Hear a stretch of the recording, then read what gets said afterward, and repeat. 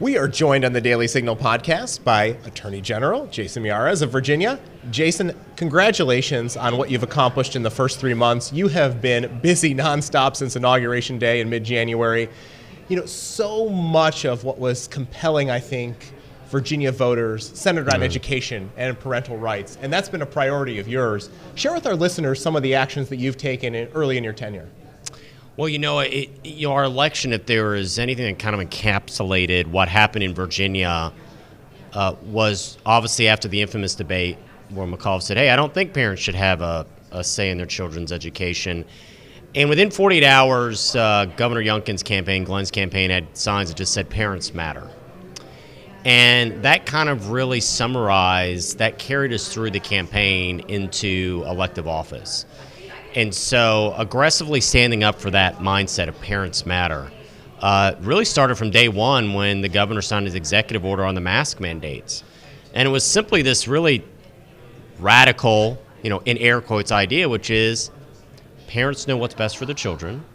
If you're a parent, you want your child to be masked for 8 hours a day, go ahead. But if you're a parent and you know what's best for your child, you know they have asthma, they have either a health condition, they just know it's affecting their mental health, boy, you get to make that decision. And it is amazing what we've seen in Virginia, where things that when the governor signed these executive orders and then he gave them to our office, the Attorney General's office, to defend them, well, at the times when we do it, the media decries as somehow radical. When just 2 or 3 weeks later, a Democratic governor does it, lifts the mask mandates, then it's crickets, right? And so what we've seen is we're now entering, the third year of this pandemic, and people generally have the attitude of let's treat people like adults, let's empower parents.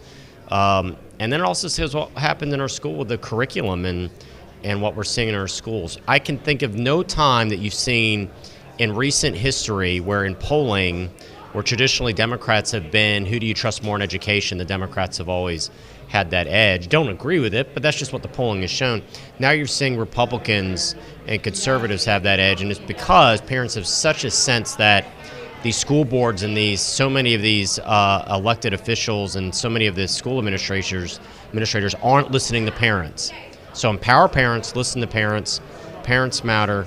They know what's best for the child. Let's give them the tools to do what they need to do. You really led the way, and as you've talked about, the governor really charged you with defending his executive order. Right. And let me tell you, as a parent of 2 kids who are in public school in Virginia, I'm grateful for what you were able to do. Also, as a resident of Fairfax County, you have made a case there, really a centerpiece, to combat this notion of critical race theory and diversity and some of the woke ideas that the left is trying to foist on our public schools. Talk to our listeners about what's going on specifically in Fairfax County with Thomas Jefferson High School. Well, for your listeners, Thomas Jefferson High School is a magnet school for science and technology. They've had this, really radical, in air quotes, idea, which is if you are smart enough and good enough and have the background, you can get on the Thomas Jefferson High School based on merit. If your grades are there, your scores are there, you're going to be able to go to Thomas Jefferson High School. Well, it is a majority-minority high school traditionally. The majority of the students that attend Thomas Jefferson have been Asian. Well, the school board in Fairfax decided that even though you're majority high school, it's not the right minorities. And so we've seen communication that has since come out. They designed a policy for the number one goal of reducing the number of Asian students. So tragically, what has happened is you have state-sanctioned bigotry. The oldest form of bigotry is anti-Semitism, but the only state-sanctioned form of bigotry in America today is anti-Asian bigotry. And as one parent shared with me, she said, my daughter's had straight A's her entire life, since the first grade. She's done everything right. She has gone the extra mile, studied on weekends for every test you can imagine. And I'm realizing that she's going to be denied her dream to go to Thomas Jefferson High School, not because of anything she's done, but because of who she is, because she's Korean American. And so we've seen, since they changed this more equitable policy, a 20-point drop in enrollment of Asian American students at Thomas Jefferson High School.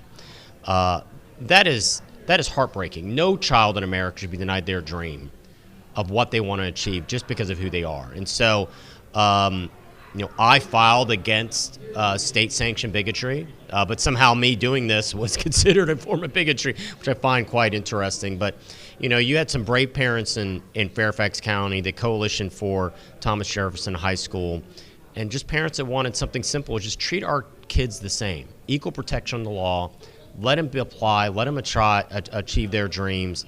And they have received such abuse online. They've been belittled, they've been mocked. And I'm so proud of those parents, and I'm proud to stand with those parents who want their kids to be treated like every other child. Let's judge them based on merit, not put them in subgroups. That's what America should be about. That's what I want America to be about. Proud to stand with them. Well, as big of an issue as education has been for you, there are some other things you're working on. I want to make sure we cover those as well, one of which is crime.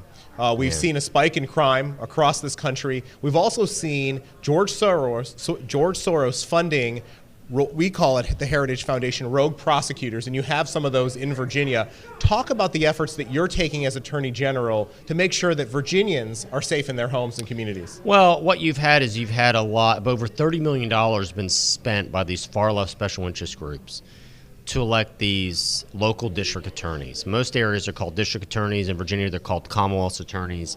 But they're local elected prosecutors, and they've realized I don't have to change the governor's mansion or control of their state house to change the law. I can elect these far-left, criminal-first, victim-last prosecutors that will simply decide not to enforce the law. And so you've had in major cities, in San Francisco and in New York City, you've had it in Fairfax County in Northern Virginia, where prosecutors says entire categories of sections of the criminal code we're just not going to enforce. Well, not shocking when you essentially legalize larceny by not prosecuting larceny felonies. What are you going to see more of? Larceny crimes and other crimes. And so, and it's so amazing when people try to claim that this is in the name of social justice. It's not social justice, it's warped justice. Because criminal justice reform without criminal justice is not criminal justice. And it certainly isn't justice for the victims of violent crime. And so what you have seen is you've seen a murder rate skyrocket in Fairfax and all these other localities. And so we have really pushed for changes allow us to go after a lot of these violent criminals. We have to change the code in Virginia. I've actually decided to be the honorary chair of a new group called Protecting Americans Action Fund that's going to actually provide some support for these common sense prosecutors that really they just want to enforce the law. And so that's a lot of it. A lot of it is we're having a mass exodus of law enforcement.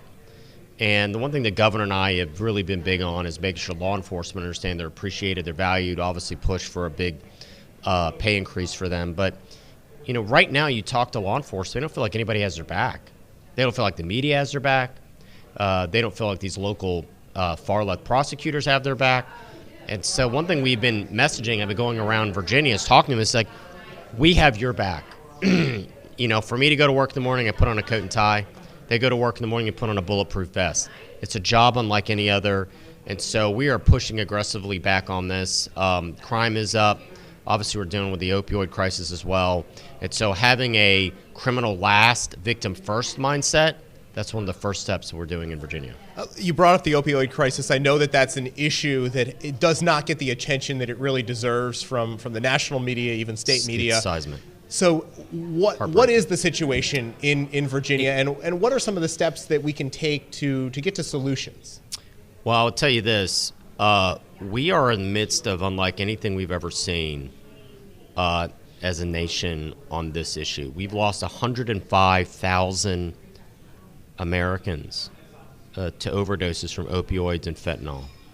To put things in perspective for your listeners, that is the equivalent of 2 Vietnam Wars in 12 months.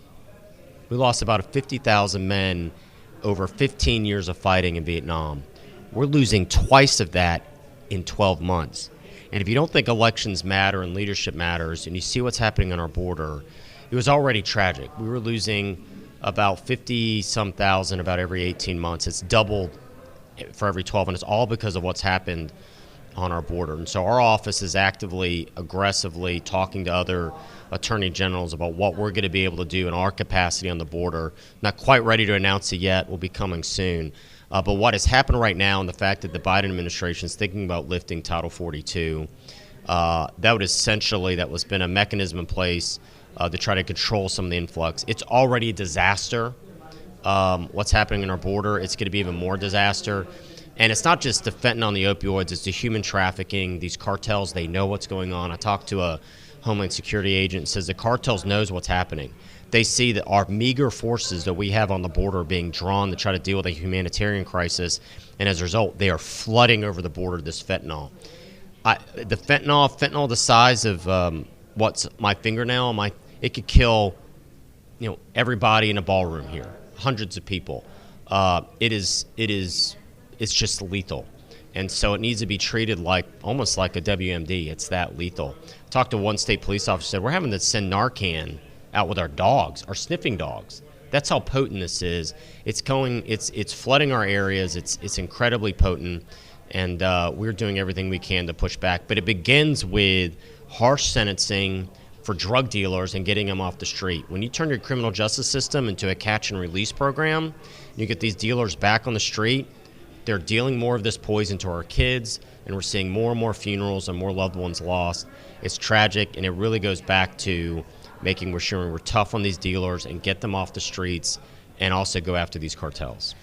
Jason, we're talking about some pretty heavy issues in here. We're also in a situation in our country where, so many people think we're headed down the wrong track with President Biden in the White House and some of the policies he's pursuing, whether it be on the border or lack of enforcement thereof. Yeah. You have the opportunity to travel Virginia and talk to people from high school age to other constituents. What is your message to them? Obviously, you want to present an optimistic vision for the future, but why should we be optimistic at a time when I think so many people are concerned about where we're headed? I think one of the main things we've forgotten as Americans in some ways is we've forgotten that we are indeed this last best hope on earth. I mean, I'm proudly wearing my Abraham Lincoln socks here. Your listeners can't see it, but Lincoln called us the last best hope on earth. And if you think about it, when he said those words, we were only 80 years young as a country. We're in the midst of a horrific civil war, but Lincoln's genius is he knew what we could become as a country. And so that last best hope means we've given more second chances to more people than any country ever. We have been that beacon on a hill for so many people, and so sometimes we forget it. What we have become, and so far in this country, we have a lot of people that have created a crisis of confidence. It begins in our education system. We don't teach American exceptionalism anymore. That's the one thing that is astonishing for me when I talk to high school students is they don't ever hear it. And I had a young person that challenged me on this recently when I was visiting his school, and I said, and your listeners can do this, I said, listen, if you don't believe we're unique, go on YouTube and type in the Summer Olympics Tokyo, the most recent Summer Olympics, and watch the opening ceremony, the Parade of Nations. 119 countries walk in. There's only one country that when that country walks in, it looks like everyone. It looks like every color, every creed, every faith. That is what's amazing about this country. And that we have been that light of freedom for so many people. And young people, we could talk about where we have fallen far short. And we've had some dark chapters in our nation's history. We should teach it.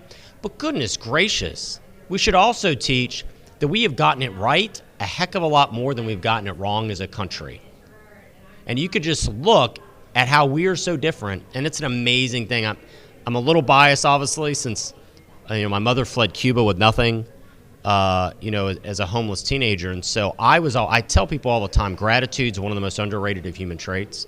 Ingratitude is one of the ugliest. Gratitude is one of the most underrated. I've always had such gratitude, the fact that I could breathe the air as a free American. And so it's a unique country. Those are the type of messages, and people are drawn to it. When they hear it, they instinctively realize, you know what? We are different. We are unique. We are worth fighting for. And it's been a joy to be able to talk to more and more Virginians who feel that way. And you have a remarkable group in Richmond. Oh, the it's been awesome. And Lieutenant Governor Winston Sears. It's been awesome. But I couldn't let you go here as we wrap up to share a little bit more about your own personal story. You mentioned your mother and fleeing Cuba. But for our listeners who might not be familiar with your own personal family situation, what was it like growing up? And why do you value America as much as you do? Well, one of my earliest memories, I remember being in my kitchen and my mother asking me to teach her the Pledge of Allegiance. And I remember thinking as a child, why would I teach her the pledge? How does she not know it? And she had to learn it for her U.S. citizenship. And that's when I finally realized, and then I saw her become a U.S. citizen at age 6, and then shortly thereafter she took me with her to go see Ronald Reagan cast her first vote as a free person for Ronald Reagan.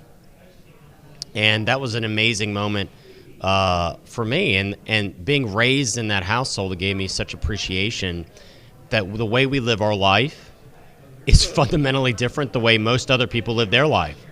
That we're not looking over our shoulder in fear, that nobody's going to take you away in the middle of the night because you've worshiped God in a manner the government disagrees with, or you've spoken out for human rights or free elections. And so as Americans, we take that for granted. The fact is most people don't live their life like that. And so once you realize that, you realize we're unique. Freedom of religion is unique and precious and is a miracle. Freedom of speech is unique and precious and is a miracle. Freedom of press is unique and special and is a miracle. Throughout most of human history, people haven't had that. We do. So let's make sure we preserve it. Jason, thank you so much for It's awesome. sharing your hopeful vision Absolutely. for America and Virginia. Great to have you on the show. Thank you. Thanks, Rob.